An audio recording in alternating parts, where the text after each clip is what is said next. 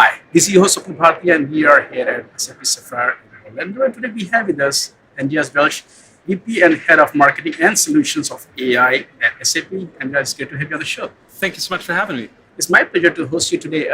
Before we deep dive into this discussion, since we are here at the event, I would love to hear from you how you are seeing the evolution of AI in this enterprise ERP space. Sure. So, look, AI offers tremendous opportunities for business to to enrich their business processes with AI to get better insights and better outcomes from it. We call this business AI. It's AI built for business. It means it's ready to use on day one. It's built on deep industry expertise and knowledge that SAP has, combined with the data that is in business systems of our customers, to deliver outcomes that are relevant to them and to their business. And it's built responsibly. So with responsibility, with deep AI ethics built into it from the very beginning. What kind of adoption has been there? I mean, of course, all these tools they use in the early days also. Security was using some AI, business intelligence was there. But if you can also know how much has it evolved over time, when you look back at it, it's like it's actually helping business customers. Their developers' time is being saved. Their same skills are becoming more efficient. One example that I'm really excited about is that AI from SAP is built into the applications our customers use every day. So let me give an example out of travel and expense. We're here at the conference, and as soon as we're back, it's back to filling in the expense reports. Now, with our solution called SAP Concur, we're able to scan the receipts. You as a traveler are able to scan the receipts as you receive them, scan them with your mobile phone, upload them to SAP Concur, and in the background, AI already extracts the information from those receipts and pre-populates your travel expenses. So that means by the time you get home, you have a lot less work to do. You don't even need to look for the receipts anymore, right? If you've lost them previously or something. And that really speeds up that process in a very seamless fashion. And that's part of the value we bring actually to more than 23,000 customers using this solution today. You did talk about business AI, but if you look at SAP in general, where is AI in your core strategy? What is your AI strategy? And once again, at Sapphire, if there are any announcements that were made which aligns with this strategy. So AI is centered to our strategy, right? We built it into all business applications, whether it's in ERP, SAP S/4HANA, or it's in HR, SAP SuccessFactors, or for procurement, SAP Ariba. AI is built into these business applications to help users be more efficient and be more effective. And that really speaks to the comprehensiveness. So let me give you an example in finance. So take the example of a function called accounts receivable, where your teams receive payments from your customers for open invoices that you have. Previously, matching these payments to open invoices so you can balance out your account and make sure it's accounted for correctly has taken a long time. So even when you set up rules, these rules might take a good chunk out of that automation work over for you, but they don't cover everything, especially as your business evolves, as you onboard new customers. There are challenges to maintaining a static rule framework. So with AI, we're able to match these incoming payments to open invoices very, very quickly and with a high rate of accuracy, so that you only need to look at the exceptions in that process. If you look at some of the core customers or industries that SAP serve, some of these industries have been around for a very long time, right? And some of these industries are also in a very early stage of digital transformation, cloud adoption.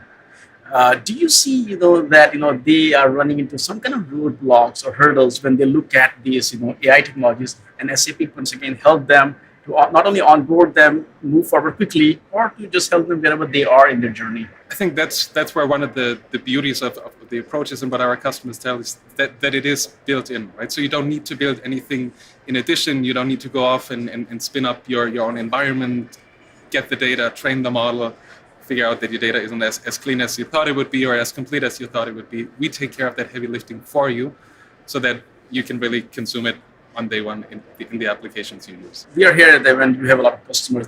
They are also kind of sharing their own stories. Of course, I will not ask you to pick and choose one because they're all your kind of baby. But if there was any specific use case where you thought this industry was kind of suddenly a leapfrog because of AI. I think there specifically, it's actually about business functions, right?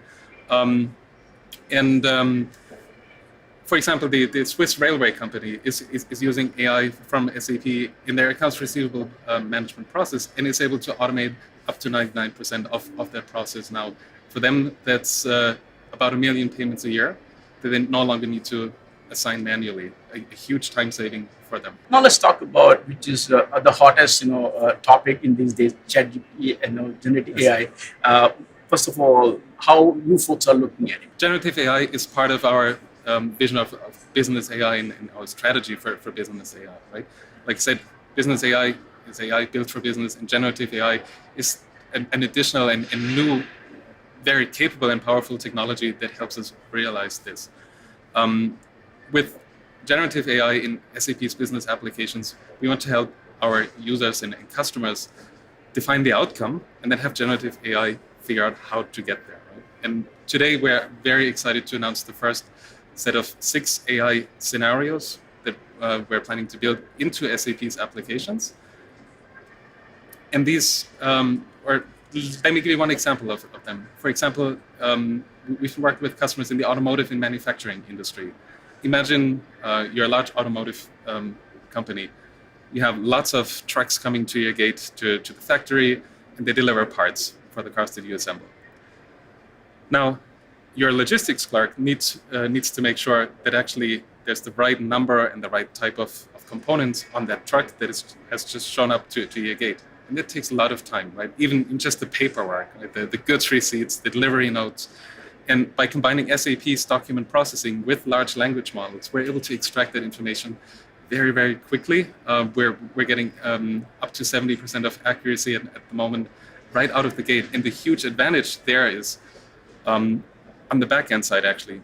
If you think back to previous approaches, you would have had to have tens of thousands of documents and examples and annotation and right, to get to a good data set and training set. By combining now document processing with large language models, we're able to completely skip that step, and you're able to go live on day one of this. So we're really excited about the opportunities, and that's just one of many. You mentioned that that here you talked about 6 AI scenarios. Can you talk about what are those? Sure, of course. So one scenario that we're really excited about is in the area of transportation management. We're combining our document processing capabilities with large language models to help our customers extract information from documents like goods receipts and delivery notes very, very quickly without the need to have training data, which is usually very expensive and cumbersome to obtain. Also, in the area of HR, you've likely seen our partnership with Microsoft that we have announced today. We will be using OpenAI GPT services through Azure and combining them with SAP SuccessFactors recruiting by leveraging the GPT technology with the deep data and knowledge that is in SuccessFactors. We're able to fine-tune the prompt and do prompt engineering to get you very specific and tailored job descriptions. Because as a hiring manager, you take usually something that's lying around, a job description that you've used in the past. It's not very specific. It might have changed. By combining SuccessFactors recruiting data with large language models, we're able to help you and get to a very good and tailored draft very, very quickly. Now, the other examples are around SAP's digital assistant that we've announced, that we're building into products like SAP Start and SuccessFactors and our customer experience suite. There, through the help of large language models, we're able to provide a natural language processing capability embedded into the applications that our customers use every day to help them schedule vacation, find out information about their purchase orders, and many, many more things. So those are just some of the examples that we've announced today. One more thing I want to ask you is that when we look at the adoption is generative AI, we are also like governments are getting braid, and some of your customers or industries are very sensitive, very compliant, that they're dealing with some sensitive data. So do you also have some worry, not you essentially, but your customers, when they look at it, it could be ethical, it could be legal, and if yes, how do you also ensure the customer that when you use our technology, we don't have to worry about those aspects? So SAP has actually been one of the first companies as far back as 2018 to define AI guiding principles, and since then we've also developed a binding AI ethics policy, binding in the sense that it applies to every SAP employee in how we work with AI technology, how we build AI embedded systems, because we believe that responsible AI is at the core and has to be at the core of what we're doing. So these same principles apply also to how we approach generative AI. Since we are here, I haven't talked a bit about if the folks made any announcement related to AI. We're super excited because we've actually announced 15 new AI capabilities across SAP's entire business application portfolio. And a large number of them are actually based on generative AI. Can you just give a little glimpse of, of course, we cannot go into all the 15, but, where you feel, hey, these are important ones? Sure. So the most important ones that we like to hit on from generative AI actually are in the area of transportation management, where we're able to extract information from delivery notes, goods receipts very, very quickly without the need of customers having training data to do that.